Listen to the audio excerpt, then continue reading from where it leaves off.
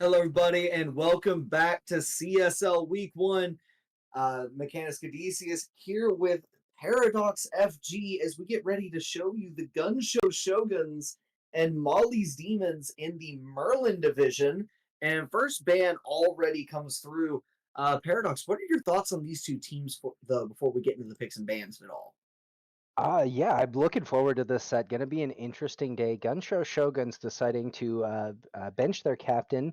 So now Juan to the bench at this point for this game.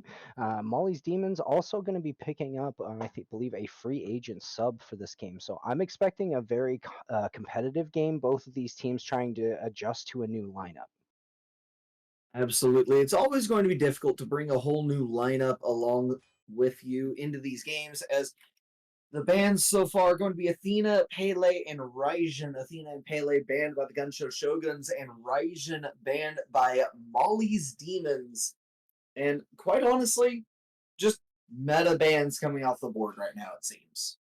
Absolutely. You can see all of these ones really top prioritized in their role. The Athena, the Pele, some of the top end in their roles, as well as that Chernobog, that Raijin, widely considered to be very capable. We just kind of saw it in some previous games earlier where their Chernobog was making a big impact. Raijin was making a big impact. So we've been able to see it so far. So solid bans coming out from both teams as we're going to see that Ares come through. And of course, yet another really good band. Definitely don't want to be able to let that go for free. Absolutely. Ares, something to remember with that kind of a pick is that support can just roam the jungle, and the moment they find your jungler probably dies the Ares alone. Yeah, absolutely. That Ares capable of shelling out a lot of damage, a lot of crowd control to be able to lock down a jungler. Definitely going to be able to be a worthy ban, especially if you're able to get it before that first phase, so that they're not able to pick it up in those second two picks. For sure. And Sun Wukong and all of that safety A going to be the last veteran's bet. job is So we're never going to bad. get to see one heck of a pick get through in Charon, the Styx Ferryman. Yeah, and Charon definitely going to be a great pick, especially given in this Merlin division. This is going to be something that if you're comfortable on and can pilot it, very effective in those team fights. A lot of shielding to the team, a great peel god. That ultimate is not to be messed with. So a lot of good things going for it as we see the possible response coming through from Molly's Demons. Ganesh Susana would be a massive response, in my opinion, because while I don't agree on the concept of a peel god in particular, I would say that his CC can be especially I will be disruptive. standing And no in that longer in regard, it front. can certainly work as peel, and Ganesh Susano will indeed be the answer. I love the Ganesh pick here. Ganesh has been a phenomenal support going back even to season 8. Ganesh has been really, really good.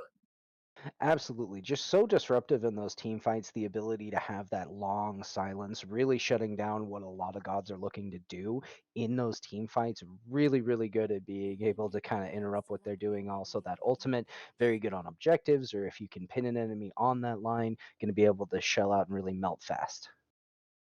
For sure, though, in my opinion, a bit of a concerning pick for the Shoguns. Amaterasu getting picked up into the Ganesh. What are your thoughts on that one? I don't necessarily mind the Amaterasu just because she has those abilities to still apply some of that basic attack damage and kind of fight through that silence a little bit. Definitely going to be able to silence out that dash, a lot of those secondary abilities. That healing not as easily accessible, but I'm still going to provide a lot to the team just via that passive on her first ability, and then of course just on top of that being able to apply that kind of that slow that shred onto with those basic attacks. An absolutely fair point. And I have to throw out there that I do like the Discordia pickup as well. Very, very capable mid laner in the right hands, able to cool her own abilities down rather quickly with that leap as well. Absolutely. Certainly a mage that can pump out a lot of abilities very quickly by just, flooding out those first two abilities, jumping in with the dash, being able to pretty quickly reset that. Plus, also the apple going to come through and potentially be big, especially in those jungle corridors where you can bounce around and really impact your positioning as a frontliner or a backliner, depending on who it hits. For sure. One of the main things I will always remember when dealing with Discordia is the number of times that I dodged the apple from the front, and it's just kind of a haha, missed me moment, and then it comes and hits me in the back. Yep, absolutely. And that's not even getting into the discussion of the passive, which whoever, whether that is on the Discordia itself or granted to a teammate, going to be boosting out those damage numbers consistently. So we're starting to see those phase two final bans coming through. Without a doubt, Thoth, Thanatos, Achilles, and Kukulin gonna be the band. So the Shoguns focusing on the solo laner of the Molly's Demons quite a bit, who it looks like they're gonna go ahead and fall back on Nike before anything else gets picked. With Thor coming through for the jungler of the Shoguns as well. Absolutely. It did kind of solid picks both between those two. Obviously, Thor, we've all seen what he's capable of time and time again in those kind of those ganks, the disruption. Likely going to be going into the jungle with the Amaterasu locked in, so definitely going to be looking to make an impact as soon as he hits level 5.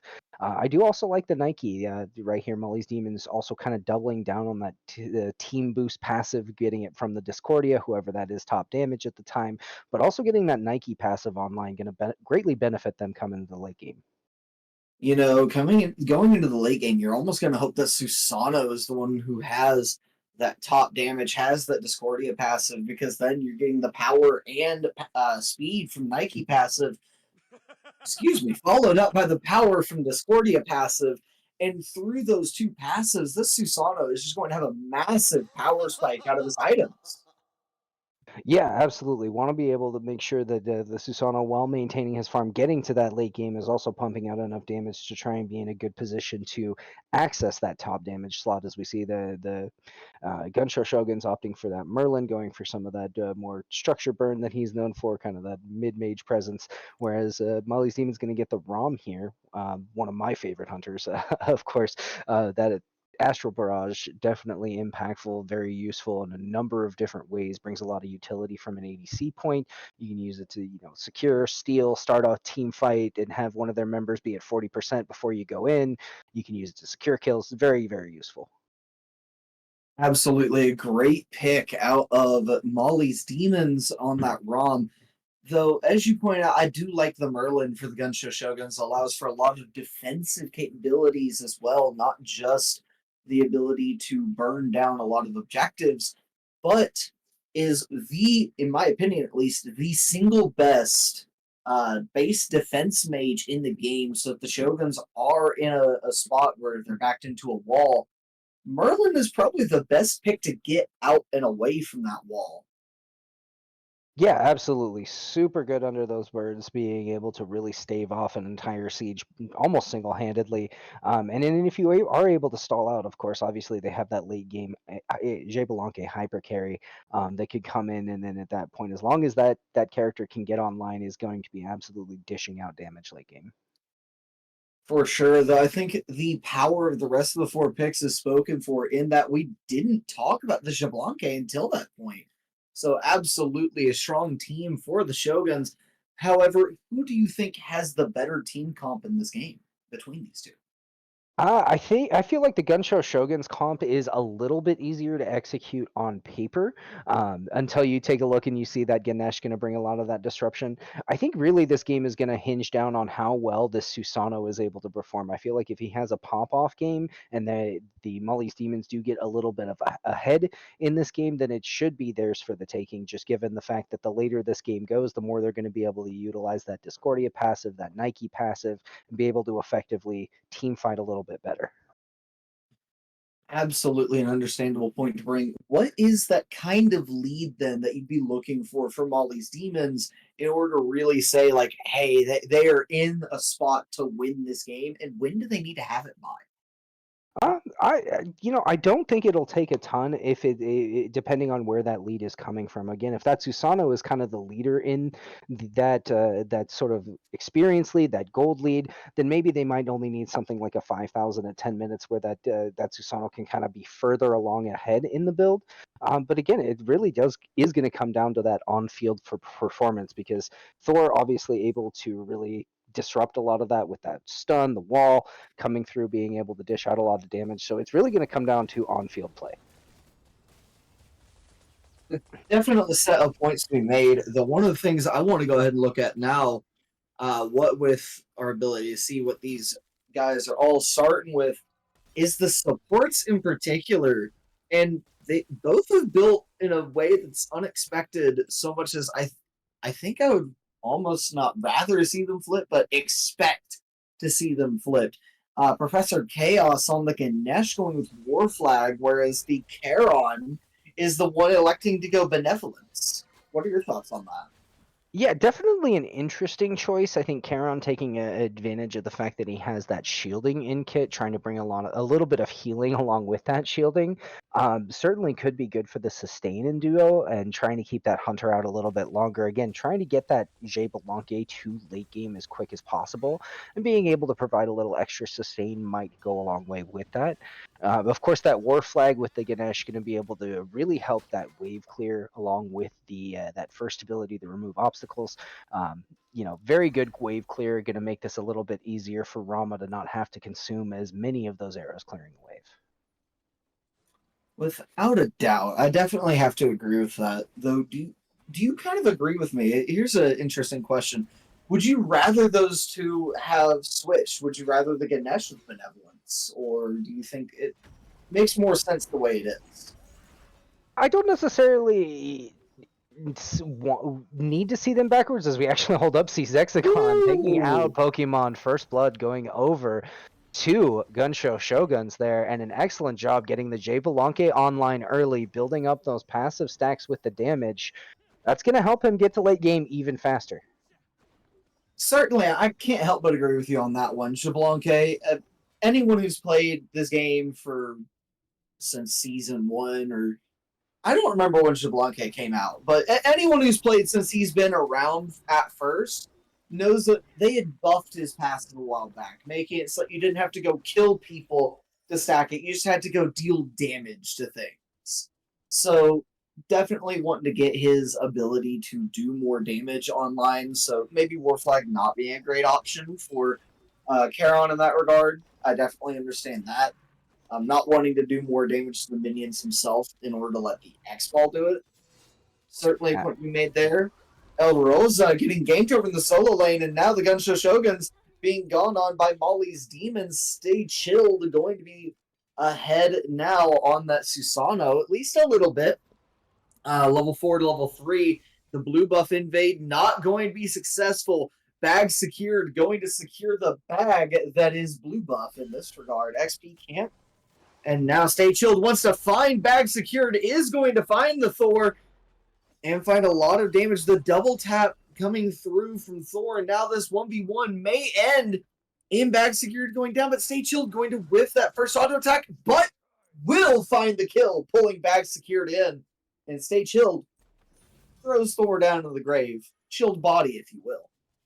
Yeah, absolutely. Already having that kill online, now sitting at 2-0, going to be able to rocket himself ahead. And I don't think that that's usually a fight you want to take this early as Thor, even though it's, even in levels. That Susano still has that early game spike, especially already having a kill under the belt. So that dagger being able to put out just a ton of damage there. Still almost gets the kill, does Thor there, but just not enough quite in the kit.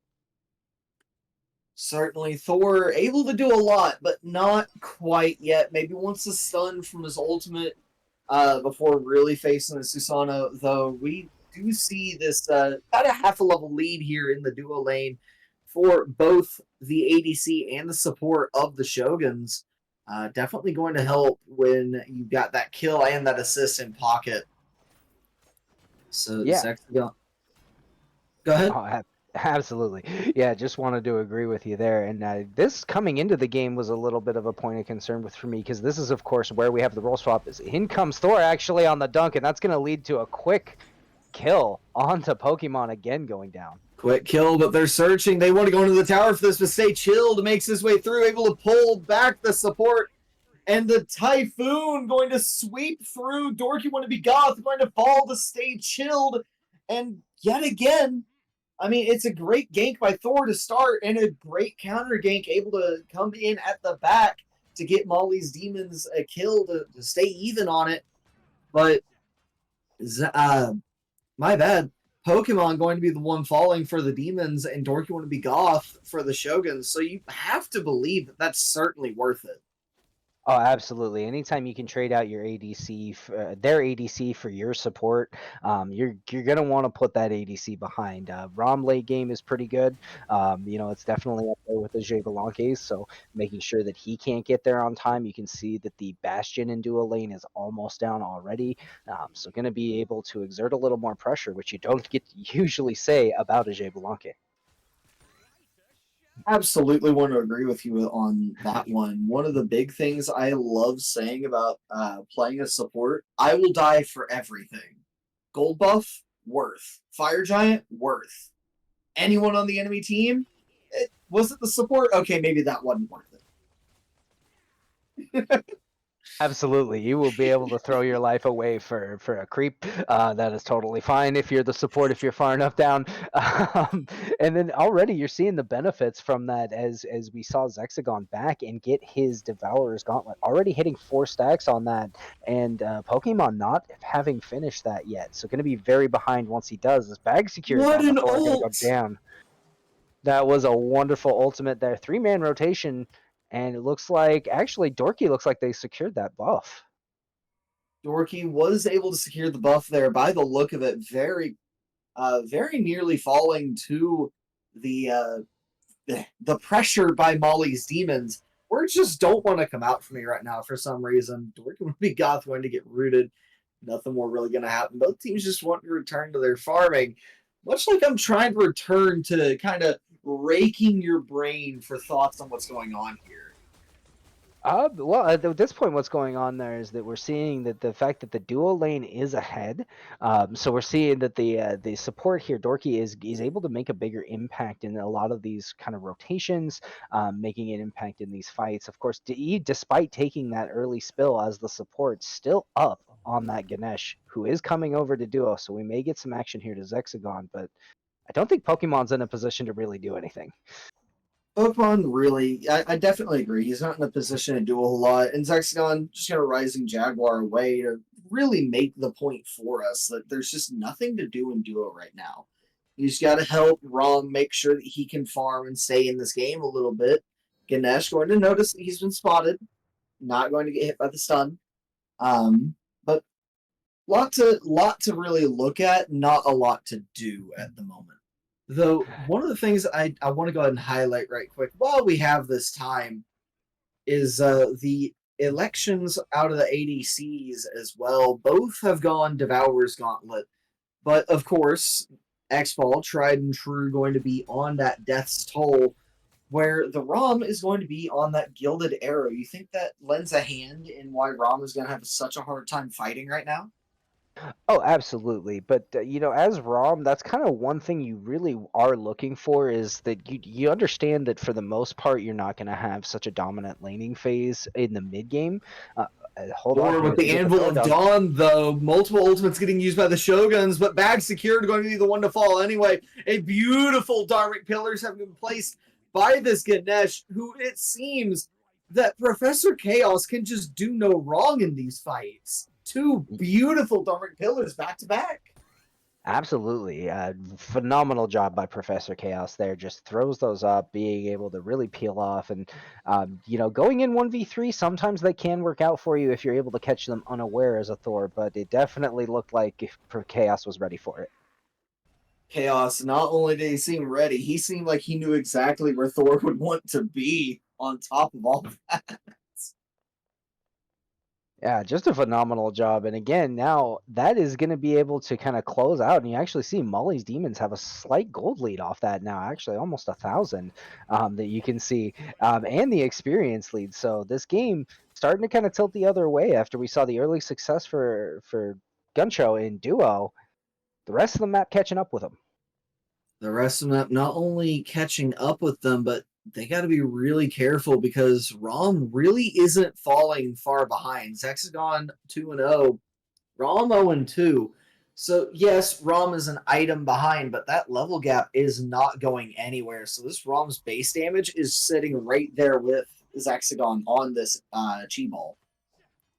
Absolutely. But, seeing the wave clear gonna go the way of the X Ball, but It looks like the Susanoo was spotted out there by Charon, so good job informing his ADC that there was an enemy in the area. Plenty of ward vision for both sides, but it is a sentry out of the demons. It is a sentry, meaning they're going to go ahead and clear this ward here, and now it's Dorky that might have been in a little bit of trouble, but Master Ferryman is going to masterfully row his boat on away. It does open up. Thor going to ult in, though. Anvil of Dawn going to be massive in the wall drop as well, but nothing, no major damage really coming from it. Typhoon going to hit all three. Dorky only for damage because he's going to ult on through it, make sure he's not knocked up and able to help his team. But fight not really going to go anywhere. Not even a lot of poke. Yeah, not a lot of damage exchanged there, despite a couple ultimates being used. Good job by Dorky just to not get caught up in that Typhoon, to be able to be collapsed on by a few members of Molly's Demons there, but really just kind of ends up fizzling out. It was kind of an odd fight in that regard, if I do say so myself. Bag Secured looked like he wanted to go in, and he did ult in, but then almost immediately hammered right back out. Yeah, and that's not the first time we've kind of seen, let's call them a questionable ult choice out of Bag Secured this game. You know, he's definitely not afraid to go in despite being at a numbers disadvantage. So can't say he's a coward. A numbers disadvantage. He's also at a stacks disadvantage, though I guess that's just another numbers disadvantage.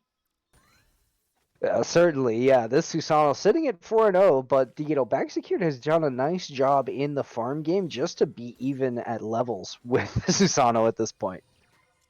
For sure. And hey, we almost saw what we were talking about the Discord there earlier on in Picks and Bans, where it just you dodge it and it comes back. So Dorky try and go ahead. Oh yeah, that apple is a menace. Very much a menace, and it looks like the demons, they're going to go ahead, they're going to take the beacon, and they're going to continue to kind of slow play this a little bit. They're getting ahead, they know it, they don't have to push anything at all. An ult going through, able to get one, the Disco able to dash away, but that was what the ult was for. El Rosa falling in the solo lane, but Zexagon able to solo out Pokemon yet again. Absolutely. In the duo lane, that's just a straight up 1v1. Looks like over in solo that it looks like El Rosa punished for attempting a proxy farm there. So kind of a pretty standard move if you're not really able to get that proxy off. And actually, did he steal the purple? Looks like he did. So able to secure second purple, of course, the more delicious purple. That's almost cruel at that point. Like, cool. However, it looks like Pokemon is trying maybe to get a little more fight in him earlier on. Picks up the Demon Blade's second item. So that should help him with fighting, you would think, but Zexagon just able to kill him outright anyway. Yeah, the Demon Blade going to help a little bit with that early boxing, but definitely, has a little bit of that attack speed, a little bit of that crit chance. But at this point, the Jay Belanque is building those passive stacks, and that execution are going to be able to tear away what little protections you have as an ADC. So still doing a lot of damage even in those 1v1s. For sure, the silence going to be enough to make sure Stay Chilled stays off of the boat. As Dorky want to be Goth going to just rotate back toward mid, back get his buff. Thor, however, seems like he wants in and has his target selected. It is Stay Chilled. He's going in. He wants the fight, but seems like the fight doesn't want him. Yeah, definitely. It looks like he did make a good choice in the ult target selection this time, but just not able to make the impact. Not able to make the impact is a great way to put it. Stay Chilled, going to find Bag Secured, and Rom going to look for the snipes and Astral Barrage, not going to find those, or at least not a kill from them, as Dorky want to be Goth riding into the fray. But not a lot happening anymore. Molly's Demons will take their bag and run with it. Yeah, they definitely secured the bag against gun show there. Just a lot of really good job, especially Stay Chill being able to survive after that engagement. Very key because now that's going to allow him to continue to farm. Sitting at 5-0 on this Susano is definitely making an impact in this game.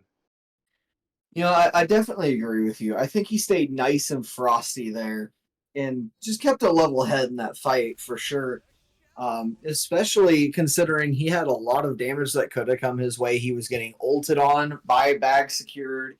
He had Dork You Want to Be Goth ulting down after him. Like, there's just so much that was in to get him. And he still had the clearness of presence enough to turn around, come back, and get Bag Secured. It's just a really good play. Cool, calm, confident, and still has his beads up, so still safe. Absolutely. Stay chilled. Already got comboed and once right back in. Wants to 1v1 this Thor, but a lot of damage having been pumped into him. And Reaper able to come in and help clean up Stay Chilled. Massive shutdown for the Gunshow Shoguns, especially for the jungler himself, who now might even be ahead in XP, considering he was there for the assist and gets the benefit of the extra farm. However, Rom going up and back down. The egg is going to use to make sure he doesn't die to the Dork You Want to Be Goth's ultimate there. And now it's a 3-on-2 though, but Zexagon going to find Pokemon coming in to try and help his team fight this. Royal going to be brought desperately low themselves, but a beautiful taunt, double taunt. And now the madness having been triggered, Stay Chilled going to find both the kills, coming in very late to the fight, but finding both the kills to be clean. Absolutely. A terrific strife there coming from the Discordia. That was just absolutely wonderful. Really a good taunt there, as you mentioned it, kind of being able to live just long enough to buy the time for Susano to arrive on the fight, being able to clean up 2 kills very easy. Absolutely. The madness effect coming in absolutely clutch, because it also kept them off of the Discordia herself, who had gotten extremely low. And then it allowed Zexagon to drop the protections of his own support through the use of his own Executioner, bringing, of course, at that point, the Charon incredibly low as well. Why not use your opponents to fight each other when you're playing Disco? You have the opportunity. Yeah, absolutely. Want to be able to try and toss as much of that madness effect out as possible. Oh, good blink away from Alrosa there. May have saved his life. Does decide to commit the ult. Decides to commit the ult to avoid being knocked out by the Typhoon. Typhoon does connect for damage, not for any CC. Stay Chilled is trying to stay away from Bag Secured. The double tap going to be good out of the Thor, and Bag Secured will secure the kill onto Stay Chilled.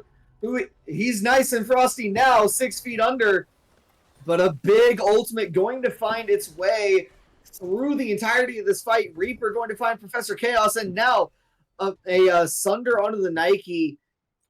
Gonna Rose Bow over the Nike. No follow-up though, so going to go ahead and back away. And what a massive fight for the Shoguns here, finding 2 kills and punishing Molly's Demons for overextending. Absolutely. And Bag Secured, completely fracturing Solar Sage's ankles there on that play with that hammer away. Completely read like a book and able to walk out for free. Without a doubt. And now the Gunshow Shoguns, they're going to try and select their prize for that fight as the Gold Fury. Or are they going to select their prize to be the ADC of Molly's Demons yet again? Yeah, absolutely. I mean, keep that ADC down as long as possible. You've already got a 2-level lead here for the Javelonke. It is a 3v3, so we'll have to see who gets here first as backup. For sure. And you got to feel a little bit bad for Pokemon in the way this is going. Hold that thought. Ultimate being burned by Royal here. And it looks like they're going to be the first one with backup, as the Dharmic Pillar is also going to get dropped. El Rosa, their health bar getting dropped as well. But Bag Secure will find Professor Chaos in the back. And now Gunshow, they're looking to surge in themselves, but may not have the health bars to do so. And the Nike going to go ahead and push the Gunshow Shoguns away. Double tap going to be off the mark from Thor, but a silence out of Dorky will be Goth.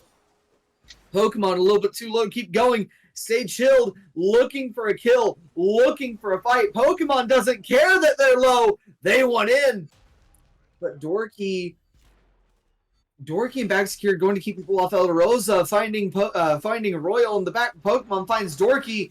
Pokemon finds a kill, maybe finding a way into this game as Reaper going to use an ability and just help himself get away. El Rosa going to find the kill on the Pokemon, and El Rosa going to be looking at Solar Sage, but Bag Secured also going to find Stay Chilled. This fight has just gone from bad to worse. They can't seem to get anything going into the Shoguns right now, and they keep trying to.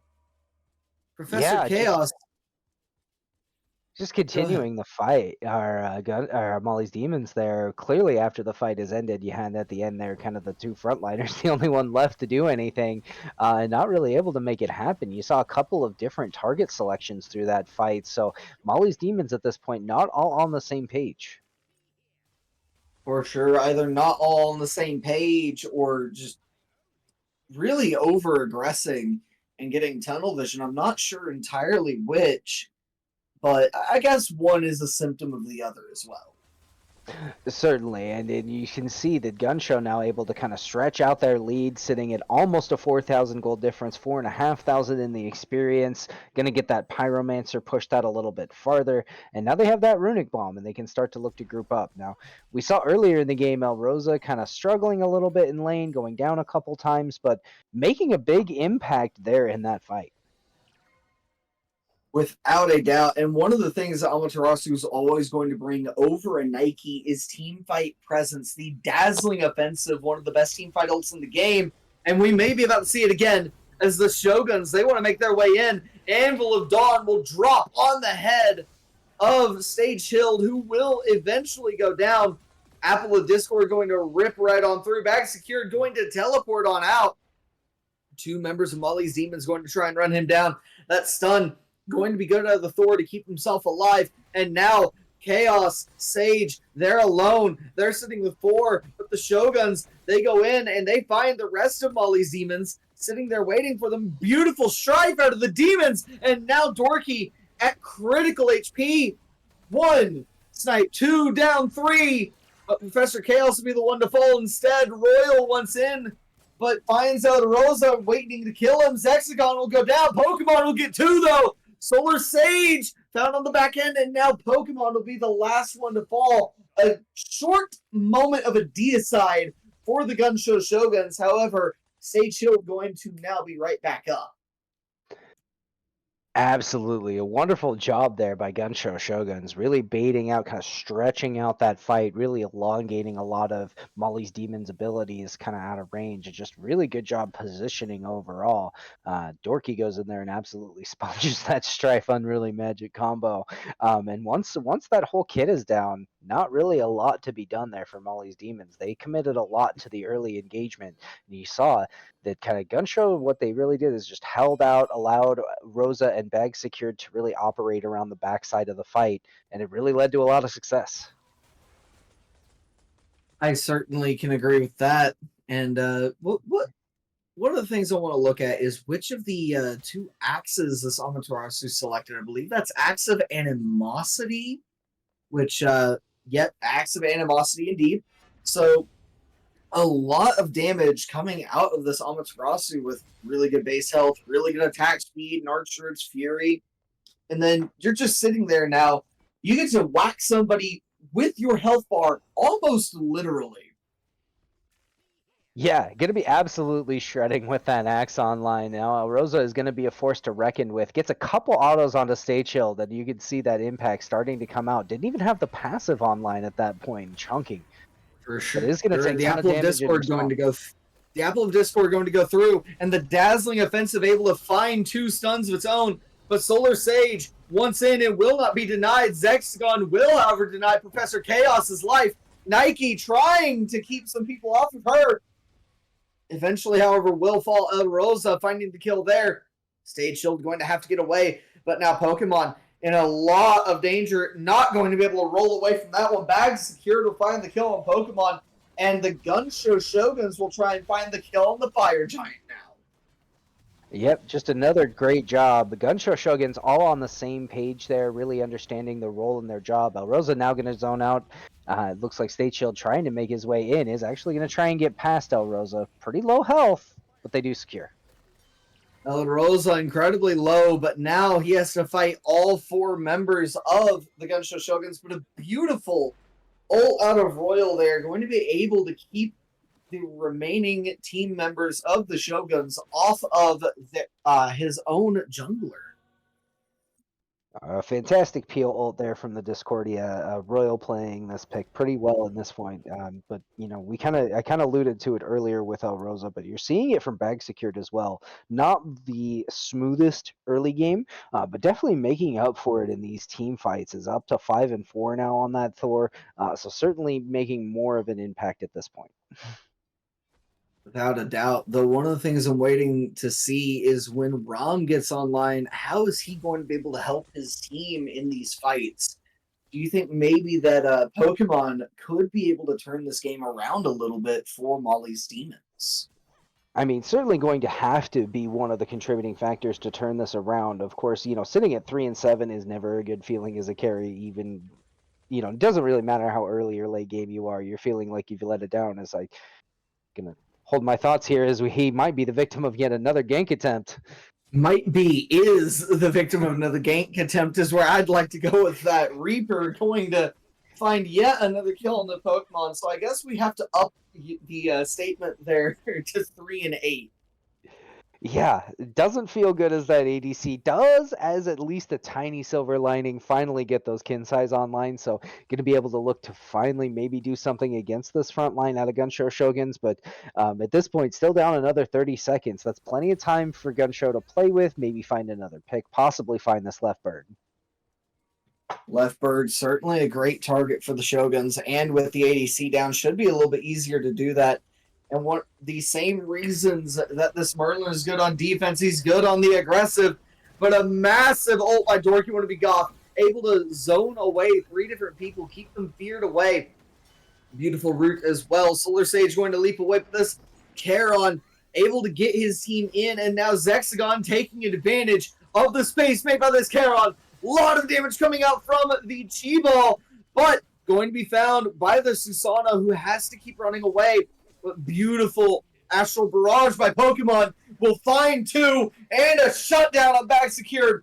Dorky would be Goth, one to find Solar Sage, not one to be bested. However, Gunshow, they're going to take their 2 kills and their bird, and they're going to walk away. But still an aggressive. Chill didn't want to let it happen, and Chilled going to be found in the jungle by all 3 members of Gunshow Shoguns, and is going to fall. Little too much time to let that Fire Giant buff refill some of those health bars, so able to be basically CC chained, and with Reaper right there, enough damage to be able to shut down that Susano. But a little bit of a greedy play from Gunshow Shoguns, continuing that fight a little bit longer than you would have liked. However, if you still manage a 2-for-2 trade and the left Phoenix, you're going to like where you end up no matter what. Without a doubt, especially because the 2 that were taken from Molly's Demons, one was, if I recall correctly, one was Pokemon, the other was Professor Chaos. So you get the ADC in that trade as well, who, yes, he's been down all game, but you get the ADC. ADC is kind of important. Absolutely, and I mean, not necessarily as down as you might expect at this point. He does have that tier 2 of that final crit item, likely going to be the Deathbringer, I would expect, going to be coming in here. So powering off, topping off those crits. Still not peak build though yet for the Realm. So it has been delayed quite a bit, almost 30 minutes into the game. I mean, Nike isn't peak build. You've got Discordia, who's not peak build yet. There is a lot of building still left to do for Molly's Demons, who are over 10,000 gold down to the Shoguns at this point, who are going to block off their own wave for a moment. Yeah, just freezing it in there, just trying to delay those archers a little bit farther, kind of force a separated and not necessarily engagement per se out of Molly's demons, but just so that you have to commit multiple rounds of abilities to be able to stop both those front creeps and the back creeps, giving them that next wave a little bit of extra time to catch up. I guess that does make a little bit of sense here. The Shoguns and the demons, though, they're posturing around this tower. So it looks like the demons are going to try and put a bit of a defense here. 5-on-4 so far. The Thor not quite in the area yet. Though now that he's in the zip code and has his ultimate online, should be looking to engage from all the way over there. However, a beautiful ult out of the Ganesh yet again! Professor Chaos just will not be denied in this game. Royal going to find the second kill there. And now a third kill. Seychild going to shut down Rosa. And the Thor going to be a little bit late and punished for it with a brutal takedown. Royal going to find a triple kill with the help from Ganesh. And now it's Molly's Demons who are set to take Enhanced Fire Giant and maybe even run a tower sweep of all 5 towers remaining for the Shoguns. Oh, but Reaper gonna take one in return, so maybe not the easiest Fire Giant is Stay Chilled. Also getting low. They're gonna commit to it, but Reaper's still local. Stay Chilled incredibly low, but Reaper might be low enough that the Susano able to deal with him a little bit, but Reaper going to find the kill on the Stay Shield. Molly's Demons will get the Fire Giant, but it's only on 3. It's on Pokemon Chaos and Royal. Royal, an important member to have it on, but that is incredibly rough. You are missing your solo for 30. You are missing your jungler for 50. They're about to be 5 strong, and you still have to spend an entire minute of your Fire Giant waiting on your team to come back. Absolutely. Gunshow Shoguns essentially, instead of that being now a fire that you can utilize aggressively for Molly's Demons, they flipped it and they've turned it into more of uh, a diverting fire, a kind of a delaying fire giant, if you will. Even though it is enhanced, if you look around, still 2 tier 1 towers up for Gunshow Shoguns, all 3 tier 2 towers still. It is going to still take them a lot of time to chew through these, especially against 5 on a defense. I can certainly agree with that. Though in seeing that, one of the things I do want to want to try and get people to keep in mind here is how important these towers are going to be. Molly's Demons, in order to win this, Molly's Demons still have to take out probably all 5 towers. They probably can't afford to leave one up and give the Titan any additional protections. And because of that, yes, they're going to be looking to chew through all 5 towers with this enhanced Fire Giant. But how likely do you think it is that they'll be able to do that? I don't think it's likely. The biggest reason being that if you look down, of course, both of the Runix bombs still belonging to Gunshow Shoguns. They do have the enhanced fire giant on both carries, but they're going to have to fight just to get to the towers. They may get this tier 1 and duo lost to the wave here. That's probably about it for the next little bit because Royal going to have to back. Looks like is already channeling that back, and the duo lane super low. It's going to take some time for them to actually be able to make an effective push as a team. Without a doubt, not to mention, I mean, already been brought up, but this solo laner, this jungler, missing for 30 seconds and a minute, respectively. So, certainly a hard push to make.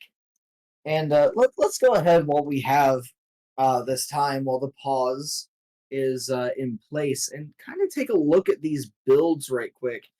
So we got the breastplate of, I believe, Vigilance there, the Vigilance glyph. What do you think of that? I do like the vigilance glyph. I actually like both glyphs. I feel like they just really are kind of dependent on what you're looking for out of it. As we see, looks like we are back in the game, thankfully. But yeah, I think it really does help fit. Of course, this is right now a very heavy fizz build, but with that glad shield, you're going to be wanting as much protections as you can. Going to be looking for maybe some a little bit more magical prots out of that last item, though, if you're Nike. I mean, if I remember, the single highest magical protection item in the game as far as no glyph, no extra bonuses, so no, of course, Heart Ward, Amulet, Stronghold. If I recall, that would be Pestilence, which has 80 protections on it. So it is a lot of prots, but you don't need that effect. You've got Contagion. So where do you think he's going to go with this? Likely going to be that Heart Ward with as much physical prots as you've got left into that build. That could be the play, just to try and get some for the team. I don't think you're going to see the Pestilence because, again, that would be really not utilizing their passives well on those items. I'm going to go ahead and ask you to hold on to that thought. Thor, the Shoguns, and the Demons all want in this fight. Stage Shield, however, once out, he's going to try and get away, and indeed will.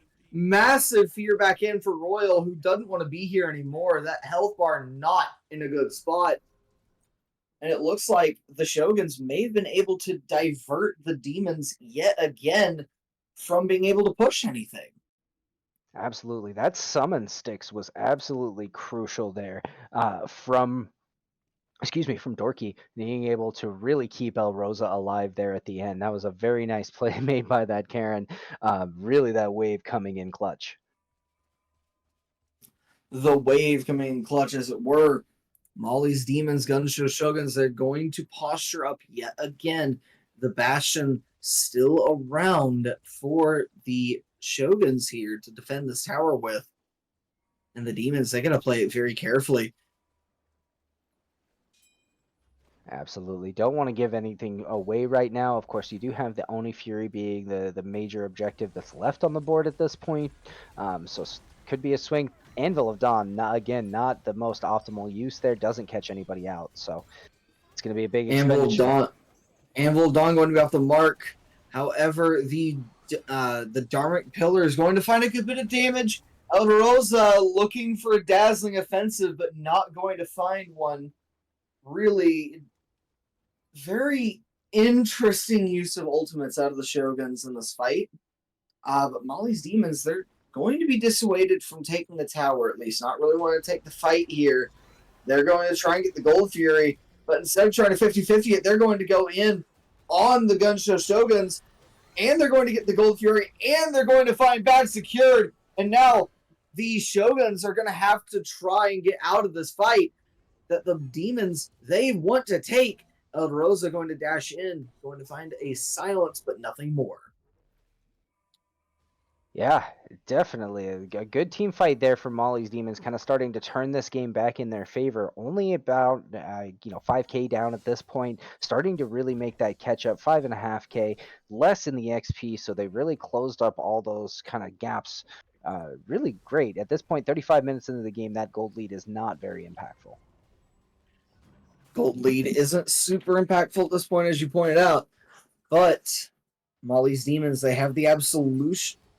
They have the absolution out of Nike rather than the even the Heart Ward. And I gotta say, I really do like absolution for Nike. She already gets really good CC immunity out of her ultimate while she's casting it, but the moment it's over, she gets a massive 1.5 seconds of extra CC immunity and is going to get 10% of her maximum mana back. And that is a huge item for Nike. Yes, definitely a good pickup, and really going to also help out Thor along with that dive. Coming in, potentially giving him enough time to be able to hammer away if the fight goes bad, or being able to provide that mana regen if he wants to damage and getting another rotation of abilities off. It would be good for the Thor if Amaterasu had it, but in this regard, it's probably better for the Susanoo, who does have his own Magi's Cloak, has been dealing quite a bit with a lot of the CC out of even the Thor at some cases, who's been staying back a little bit too, trying to help protect that back line somewhat. But the CC out of Dorky Wanna Be Goth has been massive at points for keeping the Susanoo down. And they're going to go ahead and look for the... I do apologize. They're going to go ahead and look for this fight. And all these Demons blinking in for the engage. There was the Susanoo, and they're trying to position up a little bit. They want this Fire Giant. Both sides want the positioning for the Fire Giant here, but Reaper and the Shogun's going to stay back a little bit. And this Merlin using a lot of abilities here and having already used the stance switch leaves on cooldown for another few seconds here, but there we have the ice puddle. And now the Shoguns are the ones with full control over the Fire Giant pit. They're going to go ahead and start it up. Dorky Wannabe Goth going to nearly get knocked up by the Fire Giant. And now the Shoguns, they're going to back out. El Rosa was found. And now that is a 4-man fear out of this Charon, but it just doesn't matter. It really doesn't matter. They're able to find, the demons are able to find 2 kills anyway. Bag secured, going to be the second one to fall. El Rosa was off over to the left of the wave, unable to be assisted by the wave of Dorky Wannabe Goth. The summon sticks was massive, but not quite big enough, and now Dorky nearly going to fall here. That's 1, that's 2, and that will be 3 Pokemon fighting the third snipe. Ice cold veins of this ADC, Stay Chilled. That's quite the name to have for this team right now. Absolutely, Pokey coming in clutch, and dude, we mentioned it, a point I've made a couple times in this game. The rough early game leading to a terrific late game. Pokemon exemplifying that, not had the best early game, but now sitting at 6-8 is coming back. Is Zexagon going to go down for sticking himself too far out of position? Zexagon poking his head a little bit too far into the lion's den, going to get it ripped right off. I don't know really another good way to put that. As Molly's Demons, they're going to take the Fire Giant yet again to ZFG, but they have a tower in every lane to go through. And how do you want to see them go about this push?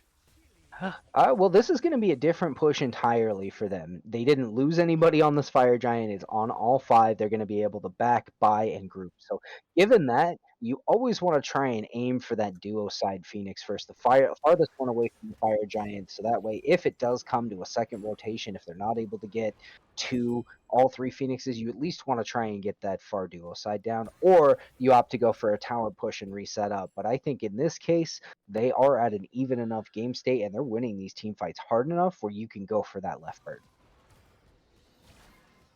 Absolutely. And they do decide to go ahead and go for the Primal Fury, just to go ahead and point that out.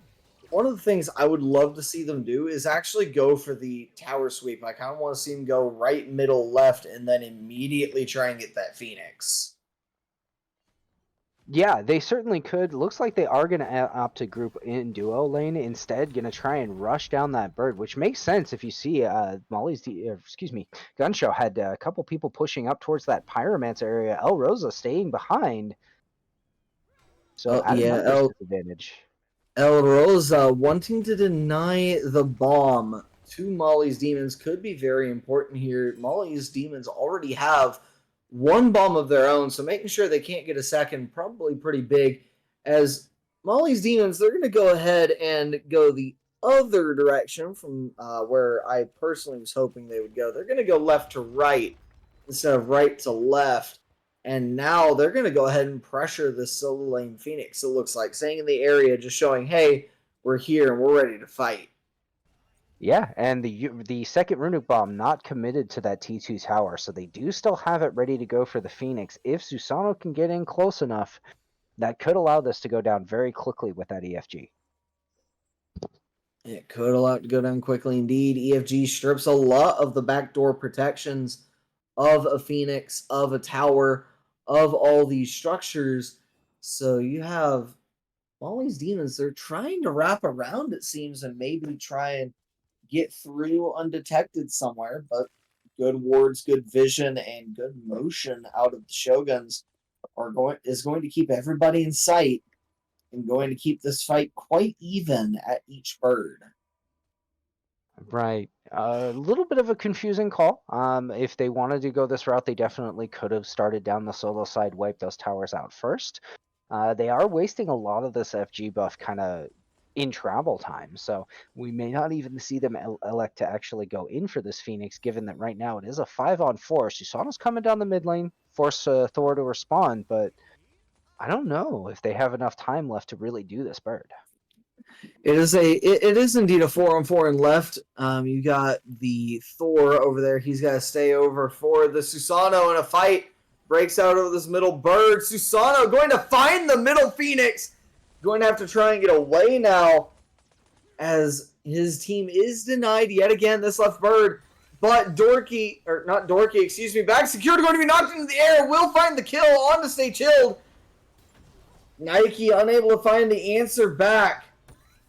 And a beautiful ultimate yet again out of Dorky. Going to be got a lot of damage flowing through. Ganesh going to find a beautiful Dark Pillars, but it won't matter. El Rosa has the dash. Reaper has the damage. And now it might be that Molly's demons have the deaths. Dorky want to be Goth, pushing further in, creating some space. Reaper pulling people back, using that space to his advantage, really putting damage into Pokemon. El Rosa finding that kill. Solar Sage going to be chased down by El Rosa. And there's just nothing they can do now. Molly's demons, there's absolutely nothing they can do. Yeah, and it looks like the call is to run it down mid, at least going to be able to pick up that mid Phoenix, as they are going to keep Solar Sage from backing for quite a while. El Rosa doing their job very well. And with 14 seconds till Susano comes up, we are going to see the potential end call. I don't know if they're going to be able to burn it in time, but it is going to melt fast with a Merlin. It's melting very fast. Now Rosa does eventually find Solar Sage, dying to the minions over there and left, but it doesn't matter. Shoguns will be the winners of game one, showing up and flashing their guns. Absolutely. A tremendous job there at Gunshow Shoguns on the defense. It's kind of like you alluded to at the beginning of the cast. This Merlin really preventing the Molly's Demons from being able to access that Phoenix. And from there, the fight really does kind of go horribly. They lose their mid-bird to the Susano, but immediately Thor able to chase him down. They get the kill onto the Susano and able to kind of roll the fight from there. For sure. Stay chilled. I mean, he went in, he got the Phoenix, he did what he needed to do.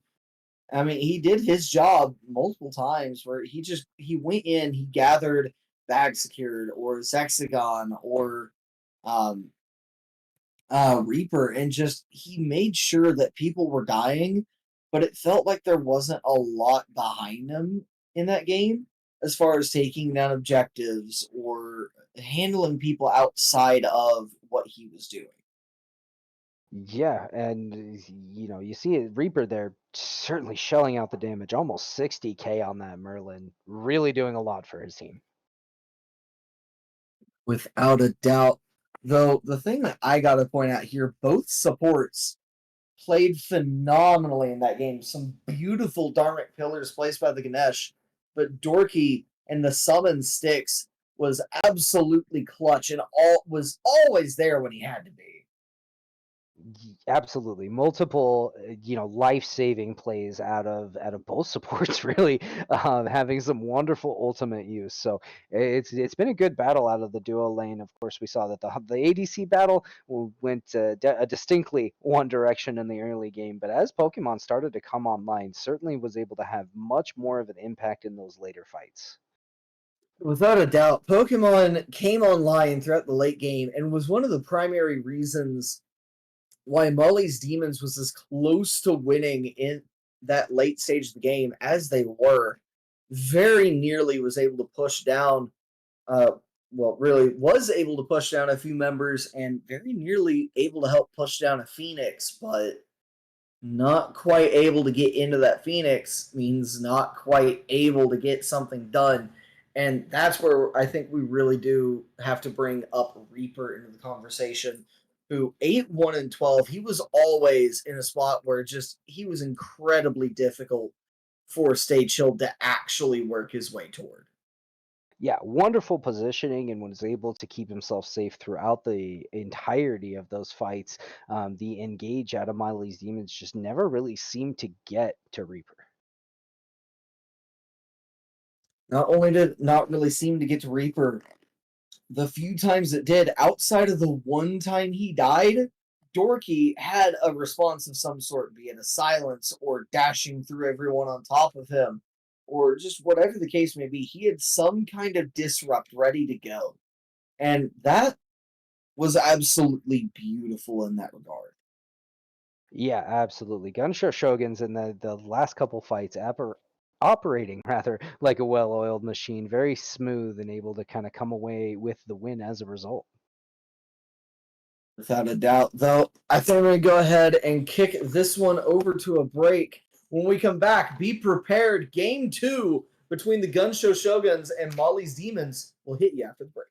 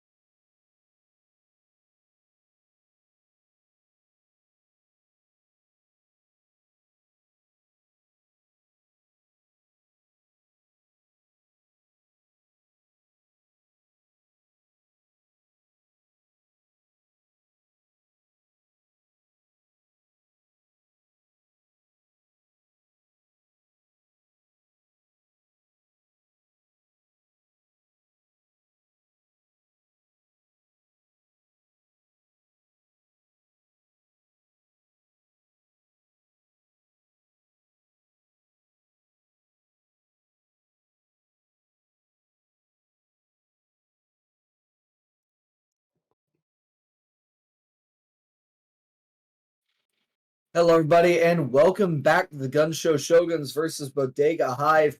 Mechanus Cadicius back here yet again with Paradox, and it'll be the Athena band yet again.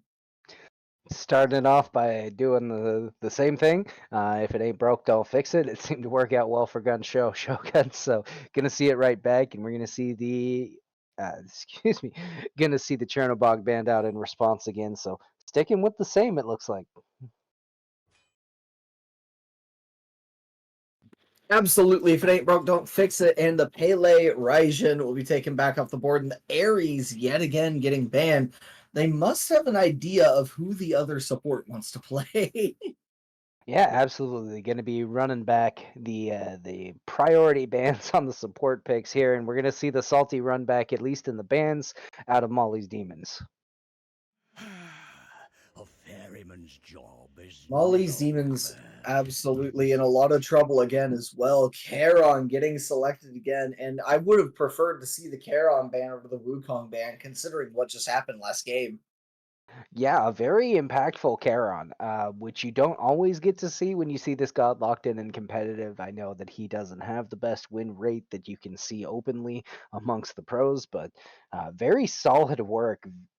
Catching a lot of peel for various members of Gunshow Shoguns in the previous game. I did state in the picks and bans lobby that I don't think he has a lot of peel, but that he has a lot of disruption. And while I do stand by that statement, I would point out that some of the best peel in the game is disruption. So I definitely have a lot of room to be wrong. Yeah, and not so much peel in the traditional sense that you're thinking of like the nearby CC for the so the teammate can get away, but has that shielding that he has available to him, and of course that ultimate with the effects that it has, the fear in there, was used optimally, I'd have to say. Absolutely. I would even go beyond optimal and into exceptionally. That Charon performed more than admirably, but performed as probably the best member of that team. And I would go so far as to say Charon was actually the reason they won game one. Though Ganesh still a really good answer in game two, but it looks like we're already going to see a big change Olarun going to be shifted over to. So a magical ADC this time for game two. Yeah, gonna be looking to maybe match the late game output if we are in fact seeing the Gunshow Shoguns with the run back. A character that in the late game can stack up to that Jay Belanque if that is the road that they elect to go. Has the of course crucial big time impact team fight ult. Gonna be doing wonders for their presence, and that was something that I wouldn't say Pokemon was lacking in last game, but definitely could have been better. Without a doubt, I mean, there was a lot of things that Pokemon was able to do, but team fight presence, not ROM's, not known as ROM's major strong suit. They're going to go ahead and take Kukulin, who they banned away in game one, and change up the set out of the jungle. Absolutely, and I love seeing this. No runbacks for either team. Going to be making a little bit of that change up. I do like seeing Set. I love seeing anybody who can pilot Set because obviously he is one of the harder gods out there to be able to perform well on. So it's always just exciting to see good Set play, no matter who's doing it. Without a doubt, Set known as, if I recall, known as the hardest god to play and learn in all of Smite. So certainly something interesting to see here. And if the set does well, could spell a lot of disaster for trying to ban out the Shoguns. Yeah, gonna be really difficult because no matter what, they have a solid engage from them. That Kukulin set dive is going to Face be the wrath of a majorly impactful sorceress on your backline. It doesn't scorned. really matter who you have. Now, this is a pick that is equipped a little bit to deal with that dive, does have that kind of self peel, going to be able to dish out a lot of that damage in response, but if I'm Molly's Demons right now, I'm not sure that this is the answer to what Gunshow Shoguns have drafted. I think Morgan Le Fay is a good answer for set in particular, but not necessarily Kukulin, who has just as many ways to keep you in place as you have to get him off of you, if not more. So definitely a odd bit of attempting to answer the Shoguns here. Thor and Achilles going to be banned by the Shoguns, with Al Kwong and Freya being taken away by Bodega Hive.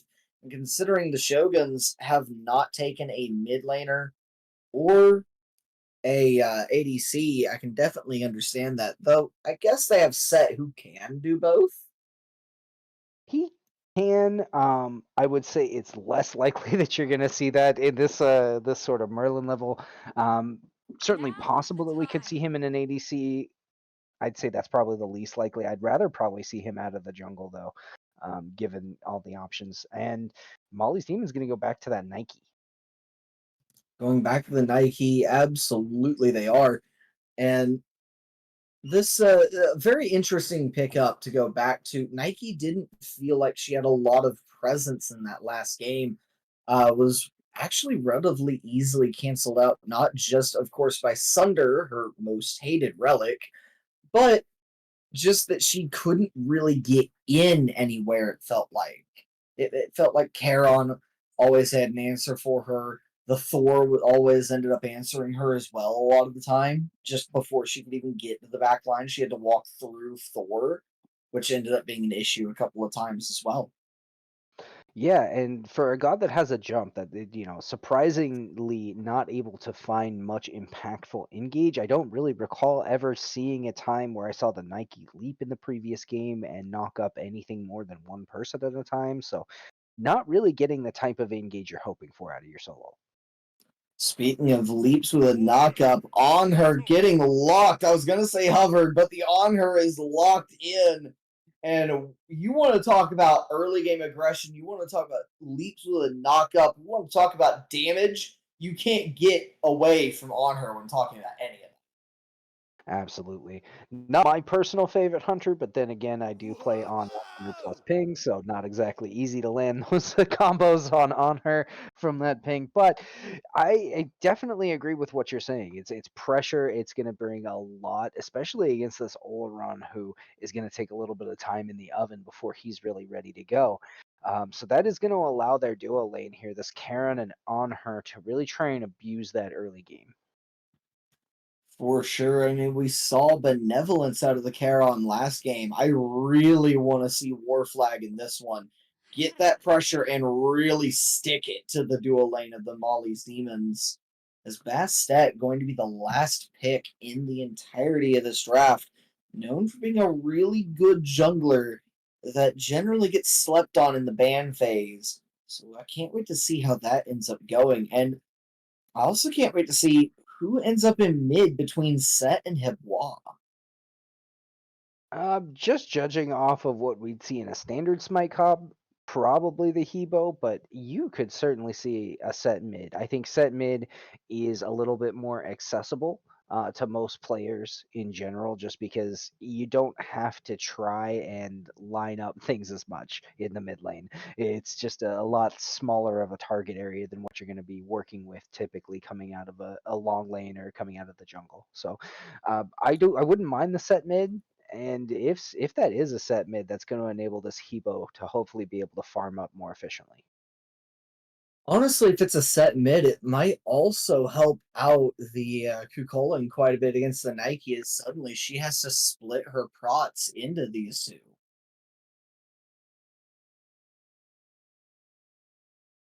Yeah, definitely.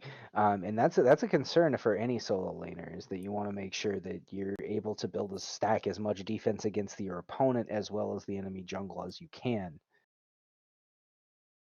Without a doubt. And I mean, splitting those prots not only would be massive for the Kukulin, but I mean, of course, it's going to help out Hebois as well. And his combo, his damage combo, is quite massive. So anyone who doesn't have good defenses against that can be stripped of their lives very, very quickly. So I can't wait to see how that goes. And of course, I can't wait to see, in order to get there, where Hebois goes. But before we can really get a look into that, whose comp do you like more? I am going to be leaning slightly towards that Gunshow Shoguns, especially if it is like kind of we had predicted that Hebo coming out of the jungle in the set mid. I really like what they're going to be able to bring as far as just having the Kukulkan and the Hebo able to really set up a lot for the damage to come through. And I think they've got a good job to really establish an early lead to allow time for their later picks to come on. Without a doubt. One of the biggest things I know I'm going to be looking for in this game is how this Ganesh responds to either this set or the Hibwa. The Ganesh can be a much bigger threat for the Hibwa than it can possibly be for Set. Because while yes, Set does have great use of his own abilities, a lot of Set's actual damage throughput comes from one ability set up by the ultimate or from autos. Yeah, absolutely. Being able to dish out the damage very quickly and having a different means to utilize that as we are seeing here. Looks like it is going to be the set mid and starting out with that sigil. It it's not going to be set mid. It is going to be set jungle. From what I'm seeing, it looks like set running over now to the red buff. But indeed, starting with that sigil, going to be very awkward unless. Never mind that he does go mid. It This is is mid. They interesting. just flipped the start. There's a unique start where Hebo doesn't start on the yellow. Yes, Interesting. that is a very weird start. I can't say I don't like it. I definitely am interested in this. I mean, they both hit level 2, so obviously there is some merit to it. Because it doesn't get immediately shut down by level disadvantage, though. Zexagon already a lot of damage put into his lane opposition, a lot put into his support as well. So they're going to be quite careful here. Oloran, half health ticking up thanks to pots. And now just gonna get a look around. Another thing I'm intrigued by outside of this sigil start in mid is we're without a recipe in the jungle for the Hebois. Yeah, Hebo not electing to be cooking, so no bountiful bow coming out. Very curious because I would say he's probably the best god to abuse bountiful bow. So let's call it a questionable choice. Also, not electing to pick up a buff before heading to lane. So the only member of his team without a buff. Only member of his team without a buff is also quite interesting, though I don't think he actively chose to not cook. I think he accidentally chose to not cook, if I had to be honest with you. I do think he merely forgot that cooking was an option. You know, to say I haven't done it my hold that thought. Nike almost going down for first blood early. Solar just able to leap away. But to go back to what I was saying, you know, it's not I can't say it's a mistake that we all haven't made Looks before. It looks like they don't want you to talk. First blood will happen, but it'll be Royal finding bags secured on the two-man rotation over to Solo. The root by that Bastet, absolutely cruel to someone like a Hebois. Definitely, and the amount of damage that a Bastet can put out just goes to show, especially this early into the game where we're less than 3 minutes in, but absolutely being able to take it down with relative ease. Without a doubt, Stage Hill now going through perusing their opponent's jungle, and now gonna look at El Rosa putting really good damage into this Colin, able to get his buff, but not able to keep his life. Stay chilled, may not be able to take the buff, but will take El Rosa down instead. Molly's Demons taking their game one loss personally. So actively making an effort in this early game to shut down that solo lane side of the map, sitting already at 2-0, trying to build that early lead as quick as possible. You got to kill onto multiple members, so trying to push their lead quickly. I definitely have to agree with you there. The Reaper doing a good job making sure that he's getting good farm in mid, and those spawn of set are going to help him do that quite effectively. Yeah, you definitely want to see that out of your set player. You want to make sure that he's farming as efficiently as possible. Every time you see a successful in any league, you're seeing them mostly be played from ahead. So the more farm that he can get online, the faster, the better it's going to work out for Gunshow in the long run. But for right now, they are staring at a little bit of a deficit. A little bit of deficit. A good portion of that is going to be that immediate, 500 first kill bonus. And a beautiful ultimate yet again by Professor Chaos. It's going to end in a kill of Dorky Wanna Be Goth. Pokemon and Professor Chaos, their ultimates come online at a perfect time. And there's just not any ability for that dual lane to respond to that amount of damage that fast. Absolutely. Swift Voyage, much less effective in the Sanctified Field. So not going to be able to quite get you out of that, especially in combination with that Dharmic Pillar's damage. Really putting together an excellent job in lane there for Molly's. You could say it's not so swift a voyage. Oh, it's a very slow voyage if you're in the Sanctified Field. That field is much more of a swamp, and the boat sank a little bit. I don't know if the boat sank a little bit or if there just wasn't enough water lying around for it to flow through. It seemed pretty still in the water there. Oh, absolutely. Could have beached himself for sure. Just going to impale the Olaran, keep him there for a moment longer, be ridiculously annoying as it were. And the fight going to break out here in mid. Ultimate used by the Morgan Le Fay. Leap in by the Bastet, knocked around quite a bit. Not going to be able to get away. Reaper will find that one and will get the Gunshow Shoguns on the board. Now 3-1 the kill total. Absolutely, and a good shutdown onto that Bastet, who till that point rather had both a kill and an assist. As we see Solar Sage going to go down to El Rosa. Gunshow Shoguns now have a second kill on the board, and their solo laner starting to catch up. El Rosa just went in on Solar Sage, said, "Tower? What tower? That doesn't Never exist. Heard of her. It can't hurt me. I don't know about it." Dorky Wanna Be Goth just gonna keep his minions there.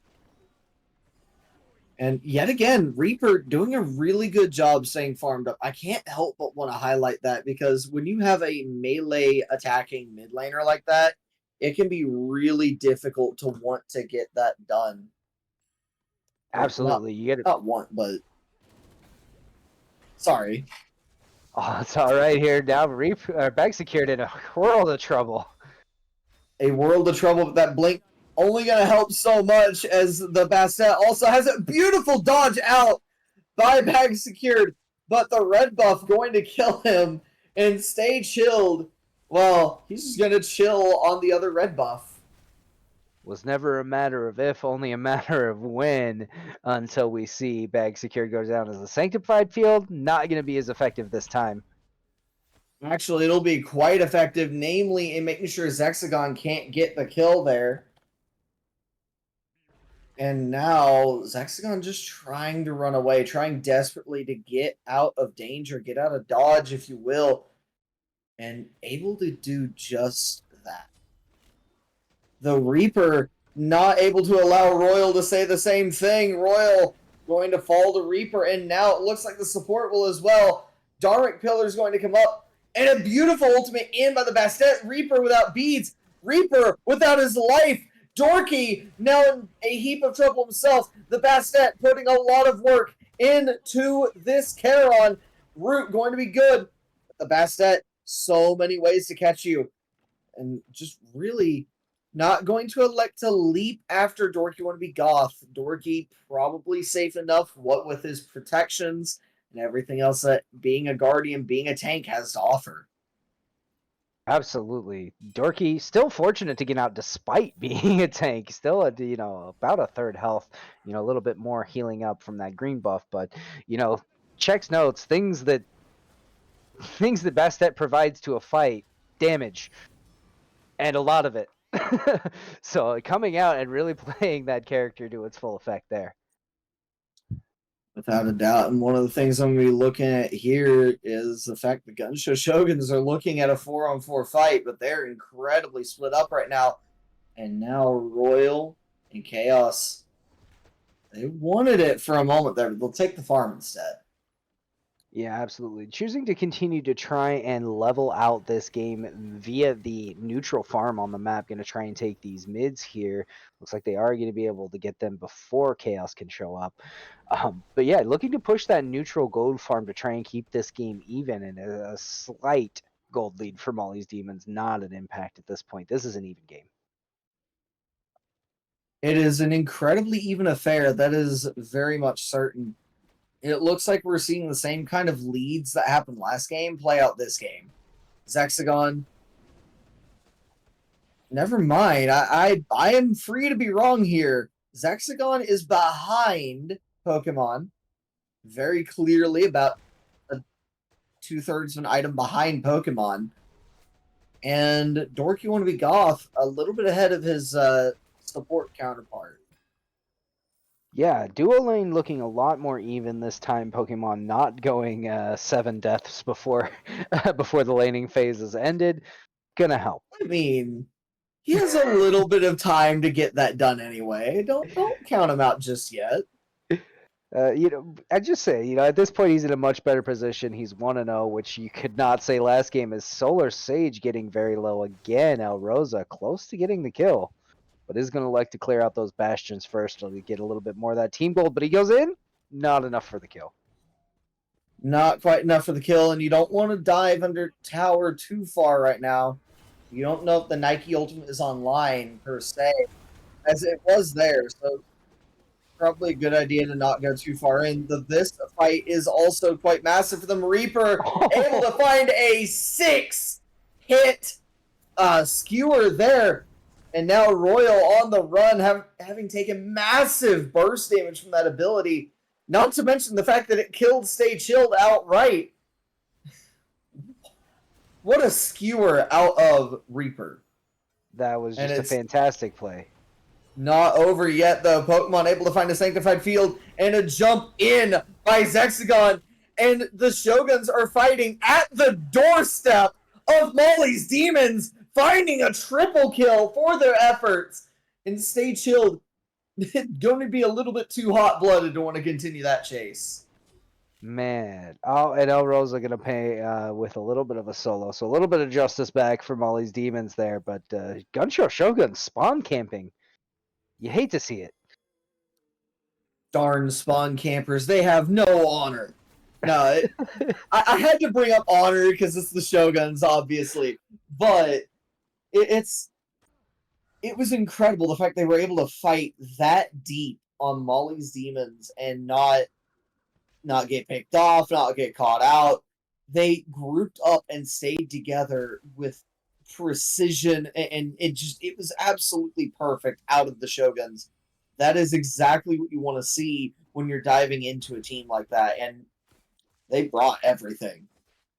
Yeah, and absolutely basing that off the back of just a phenomenal kit usage there out of Reaper on this set, able to get the full the full amount of the clones out there and really just do massive damage, going ham, just able to avoid getting killed. Just able to avoid getting killed for sure, but unable to avoid getting killed is Pokemon, who will fall to El Rosa. A lot of damage rolling through for the Shoguns, but Reaper not able to rejoin this fight. That health bar incredibly low, but it doesn't matter when your entire team is able to hold off all 4 members like that. And Gunshow, they will take a kill and they will take the beacon. Yeah, doing a great job kind of grouping out, pushing that lead at this point. They have really flipped the early start on its head here. I know Molly's Demons kind of got off to a little bit of a hot start there in the midpoint, got a little bit of a gold lead, but Shoguns have erased everything now, and they're sitting in a comfortable position at 13 minutes. A very comfortable position indeed, but Stay Chilled making it a little bit less comfortable maybe. Good kill on a bag secured, going to be able to take the just going to be able to take the life of the Heblois after they take the life of the Morgan Le Fay. And just a lot going on in this match. One of the things you look at for talking about whether a game is a high kill game or a low kill game is, of course, the kill total versus minutes in game. And there are more kills than time spent in this game. Yeah, and you kind of expect to see that with the level of activity and kind of the picks that we've seen in this. And On Her wants to fight early. You want to not necessarily known for fighting early, but we've had Reaper really play that style so far. State Shield on the best set, a god that wants to get involved and start dealing that damage as quick as possible. So a lot of gods in this game that do want to fight. A lot of fighting in this game for sure, and even more fighting here in the solo lane. El Rosa looking to take it to him though. Solar Sage not quick to let him get away though. Solar Sage doesn't care about their health bar when they have a second one ready to go in the ultimate. El Rosa, his health bar melting down, but not going to be remembered either. El Rosa's health bar deleted between two people. Solar Sage and Stay Chilled going to be dropped quite incredibly low for it. But the Hibwa blink, knock up, ult, a classic combo. And Reaper going to find the last kill on Stay Chilled. But now the elephant looking to get a kill of his own, but not quite going to be able to. Incredibly difficult to do anyway with his own passive, but now has two members of the Shoguns to deal with and should be, and indeed does, fall here. Absolutely, a phenomenal job there by by El Rosa, actually, just to buy enough time to make that rotation possible. Uh, Solar Sage and the other almost got out of there. Uh, Almost had enough time to bag, but it looks like El Rosa got just enough time to be able to secure that dive. And just a phenomenal job by him squeezing every possible second out of his life. Without a doubt. I mean, there was a lot going on there with El Rosa just eking out enough time for that gank to roll through, and because of that, Stay Chilled, Solar Sage, both going to bite the dust. And so it ends up being a 2-for-1, as now it'll be a gank over here on this left side.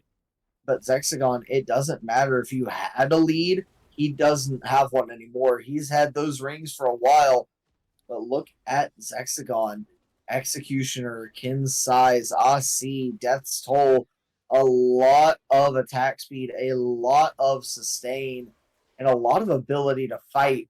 He just will not go down. Absolutely, and aggressive ward positioning over in duo as well, which alerted him to the fact that State Shield Dog was there on that Bastet. You saw that the Anher able to walk away, never really in danger of getting ganked. So he's also in a comfortable spot as far as positioning. He doesn't really have to worry about how far he's pushed up at this point.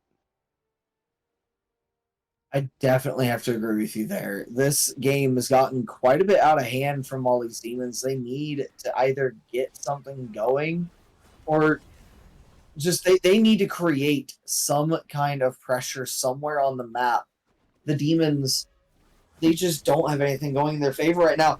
They do have, however, they caught out the Styx Ferryman in the jungle, but bag secured, going to find Stage Shield for a kill. Reaper won't quite fall. Dorky with a beautiful ultimate, and Reaper going to somehow stay alive in this fight.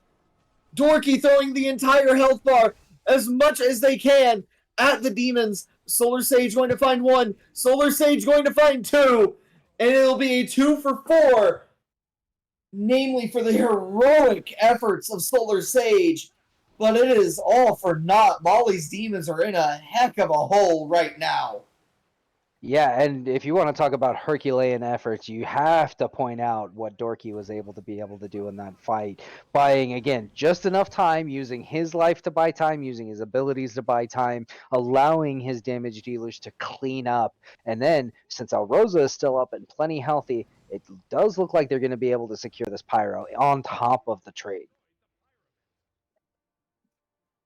It has just been a massive swing for the Gunshow Shoguns in this game. You pointed that out absolutely well.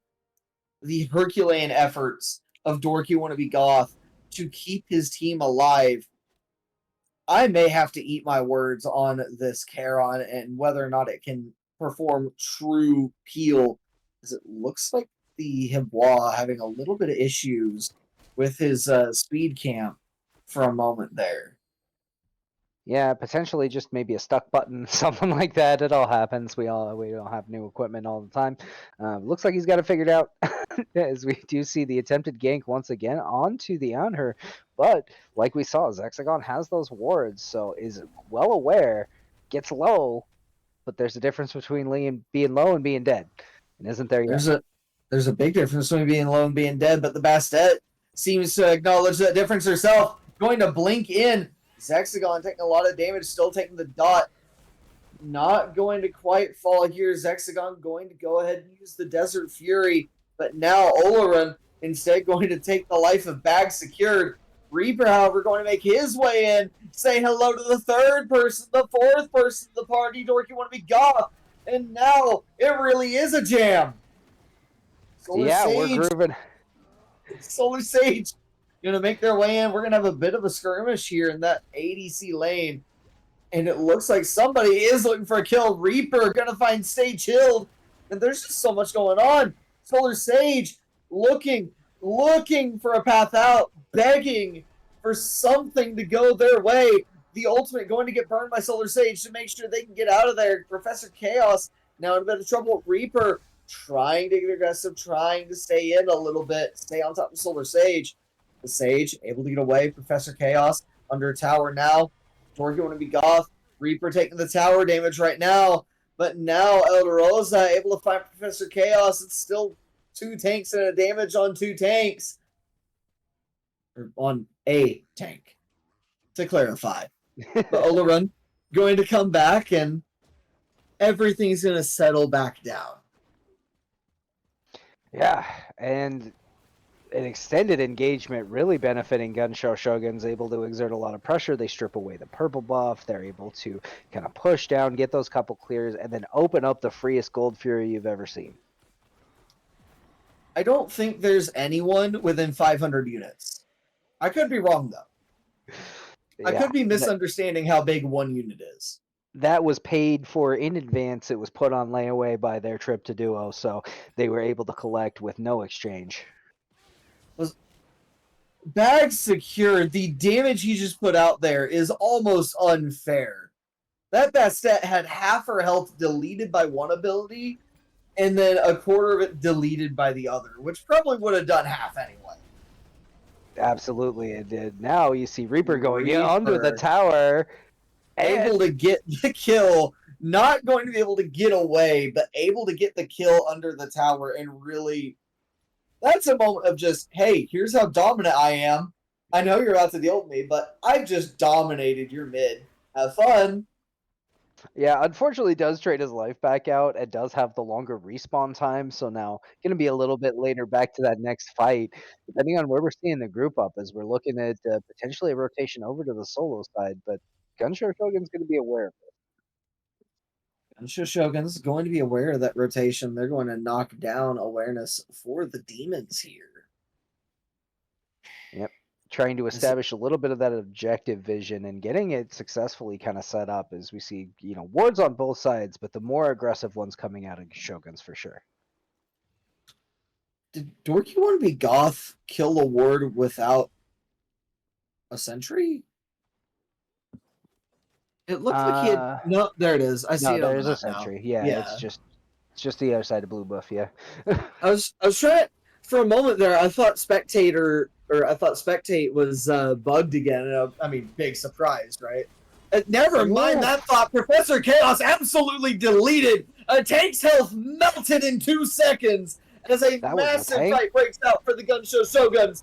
Reaper with another kill, and they will surge forward this 3-man Corvette. Reaper, he'll be found by Pokemon. El Rosa will dive into the tower, and a lot of damage coming out from the Shoguns yet again, but that tower going to eventually force El Rosa back. And the Shoguns, they can't really surge forward anymore. Not enough health in the tanks to do that. Back off. Has to be careful, though. He used his beads and his ult, so he doesn't have everything available to him to survive at this point. El Rosa looking to dive Pokemon a little bit. He wants to back out. And now Solar Sage defending on their own against 3. And the tower falling fast. That tower's light is fading rather quickly. I'm pretty sure I've seen this tower fire off 19 different shots at gods in that fight alone. And yet, none of them enough to take anybody down. It is going to be a fizzle out here of the engagement as we finally see Molly's Demons responding in full. But that tower is already on its last legs, and with Beacon about to come up, it's going to bring about an advantageous positioning for Gunshow. Beacon does indeed come up. Not quite up, I guess. I mean, considering the animation of the beacon itself, if you look at it in the ground. But will be taken, will be captured, and the binds of Tartarus going to be no more. So we're about to see the Titans get unleashed onto this solo lane. So this should be a very advantageous position for the Shoguns to go ahead and knock down the other Titan and then run right for the Fire Giant. Yeah, they certainly could take a look at grouping up, letting that Titan push down that solo lane, try and open up the big objective. I'd like to see them also maybe go for that Primal, but Molly's Demons is grouped up on the defensive for it, so they do have to be careful. Without a doubt, I mean, Molly's Demons are going to have to play a little bit defensively right now. They're just that far behind. One level and a full item in the jungle, if I have my gold right. But one level in the jungle, one level in mid, and one level in ADC. Or no, not ADC. Just mid and jungle. Yeah, and those leads are still impactful, being that everybody in the game isn't quite to level 20 yet. Ganesh still 4 levels away from making that trip to max level, so it's going to be a while before we see them fully catch up. Not to mention, and there we go, that double ultimate combo, Professor Chaos ulting in tandem with the Bastet, a lot of damage put down El Rosa, but it just doesn't matter. Too much shielding, and Bag Secured will find a double, and there will be a third kill that I'll be honest, I didn't notice. Bag Secured will find a third, stay killed going down. Make that quadra kill! Professor Chaos will fall as well, and the mid bird will fall. This isn't game. Yeah, I don't know. 30 seconds left on all the members. That should have been, I mean, under normal circumstances, should have been game. But of course, that Titan not in the throne room, so cannot be killed until at least another few seconds. So instead, going to elect to go for this Fire Giant, going to enable them to clear out those other 2 tier 2 towers and make sure that they can push for this end game a lot faster. I'm not used to the Unleashed Titans actually having meaning for the aggressing team to not end the game. You almost wish for the Shoguns that they hadn't gone and stepped on that beacon a moment ago. Almost, but of course they couldn't have predicted the future and how well that next fight was going to go for them. Still, to get a lot off the board after doing that, being able to pick up the Fire Giant, the Pyro, that mid Phoenix, just really adding it all together. So now they do have those fire waves. Titan is finally driven back, but able to poke out even a little bit of health on that T2 is it's progress towards the end of the game. Without a doubt. Professor Chaos, though, one thing I do want to highlight for him is he has been in a bit of a really hard spot in any of these fights, has gotten the Breastplate of Vigilance online, but it seems it hasn't really helped him all that much outside of course, giving him that CDR. But Gauntlet into Vigilance into Pestilence, not super tanky. And I think that, granted, is in big part due to him being behind, but also, I mean, why not go Pridwin into Stone of Binding? Absolutely. I mean, you could definitely invest more into trying getting a little bit more tankiness online early. Is, of course, that full item slot behind the Charon, so that Pridwin going to be making a big difference. So obviously, Charon naturally tanky, and at this point is going to be a lot more tanky than the Ganesh. Without a doubt, and you start talking about Pridwin's sovereignty also going to be very important for this Charon as far as what is going on in this match. And it looks like, indeed, there is a ward there. The sentries will catch that out, not before the ward is able to catch out the Hebois. So, very important moment here as they start trying to siege one of these phoenixes that is up, namely this one here on the left is the one they're looking at. And Bastet wanting to fight into the set here, not able to find a little bit more than some poke onto Reaper, but out damaging Reaper that little bit that they were there for. And now Morgan Le Fay showing exactly what she can do on defense as she is managing to keep the Gunshow Shoguns out of the Phoenix. Molly's Demons, the Titan being aggressed on by minions right now. A lot of damage going down mid to the Titan, but Zexagon will find one, and Solar Sage is going to find the shutdown, but Stage Shield and Professor Chaos are both down. Royal going to be able to get away thanks to the natural inherent peel of a Morgan Le Fay, but El Rosa will find Pokemon and will find, it looks like, at least for now, a defense. And now A defense at cost, though, for sure. 2 Phoenixes down. You've got 3 members down. 20 seconds before you get your mid laner and your support back. Almost 40 on your hunter. So that's going to open up a lot more opportunities. No objectives up on the map, at least not anything worth taking. El Rosa being chased out by Solar Sage, but El Rosa is going to take. That's just BM. That's toxic. That's Report just this man. BM. Oh, Oh, you're right. And he had the. Chester was led to him. oh, Report him and report cruel. Solar Sage for Phoenix. Cruel. Absolutely heartless. Dorky want to be goth. Going to lead the minions in and take the Phoenix. And he's out. No, he's not. Oh, He's going to die here for that. He will pay for his but transgression. a lot of commitment. A lot of commitment for a support player that just took your Phoenix. That was 2 ults used. So Diamond Pillar's not going to be available for this next engagement, which that could be important with the Fire Giant coming up soon. Normally. Sorry about that. Normally, Dharmic Pillars is on a fair cooldown to begin with, as Reaper, between Reaper and Bag Secured, 2 people just got deleted. Zexagon going to show up and pick up the last hit on Royal, but Reaper also going to fight Professor Chaos. Molly's Demons find no sanctuary here.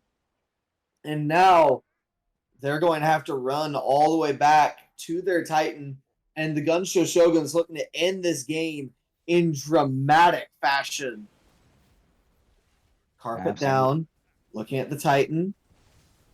And now Reaper, he wants in. He's going to find Pokemon.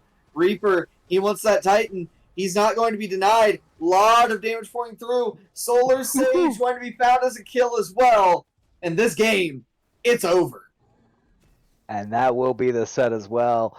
Gunshow Shoguns 2-0 against Molly's Demons here. And really, once it gets past these 25-minute, 30-minute fights, mostly doing it in dominant fashion as far as the team fights themselves. You know, I have to point out right there at the end, you saw the wave, right? Just the wave making its way down lane. Dorky trolling us here at the end of the game, too. Oh, absolutely. A little bit of a troll wouldn't be a fun game too without a little bit of trolling, but that's something we've come to expect. But an excellent job here by Gunshow Shoguns getting the 2-game wins in this set. Without a doubt, just a lot going on in this set in particular. However, game 1, a little bit closer, and I mean, Pokemon able to come online toward the late game and help his team out quite a bit. But it felt like in game 2, they just weren't all there. Professor Chaos didn't have the same showing on this Ganesh as he did in game 1. Sage Shield didn't have the same kind of impact as he had in game 1 as well. And even Pokemon, who didn't die as many times as he did in game 1, still just didn't have quite the impact in the late game that he had on that ROM. Yeah, almost the inverse of his game 1, where in game 2 started out really good in that early game, getting off to that 1-0 start, but not really effectively capitalizing and pushing that lead from that point. And it kind of really did keep Zexagon in the game. and allowed him to farm up and eventually get to a point where he could successfully bully on this on her. Without a doubt. Is there one player you want to kind of hold up and call the MVP of this set? If I have to give it to a player, just based on, I would say, overall contribution, it would probably be Reaper, just because of the single-handed defense in the first game, and then going absolute ham on this set in game two. But a definite shout out to Dorky. I think he played this Charon to near perfection, about as close as we're gonna see to it here in Camelot. So very good job. It was really close, but I think Reaper just edging it out just barely, because I think that Gunshow Shoguns basically won game one off of the back of Reaper. I definitely have to agree quite a bit with you there because again, it really is between Dorky and Reaper for me as well. But naturally speaking, when the support and anyone else are up for MVP, you have to hand it to the damage dealer. Let's be Oh yeah. fair here. The Oh amount yeah. of damage he was able to put up, not just on the minions, but on people, he kept everybody out of that Phoenix and made sure that they were able to get everybody there and just shove it right on down. I would still say they won off the back of Dorky, just keeping people alive throughout the entirety of the game, making sure damage could flow because it was alive to do so. But the amount that Reaper was able to put out was absolutely obscene. Yeah, and I think they worked well in tandem with each other, really played off of one another very well. Dorky very aware of what everybody on his team was doing, when to be able to provide that wave to whom, and basically able to take away the win as a result. Absolutely. Well, that will do it for this Merlin Division set between the Gunshow Shoguns and Molly's Demons. Thank you everybody so much for showing up and showing out. Mechanus Caduceus, I've been here with Paradox FG and Red Rosy Panda, and I do believe, Paradox, you had one more thing you wanted to say before we head out. Absolutely. Before we go, just wanted to wish a happy birthday to Zelda. I know he already received his birthday present early from Going Ghost, who gifted him the early L. Congratulations and happy birthday. Just couldn't let it go without a little tease, but happy birthday out to Zelda. All right, Paradox. Well, thank you everybody so much for showing up and showing out. And keep in mind, we have a 7 p.m. set that we're going to be casting as well. So if y'all will show back up for that, we will see you again then.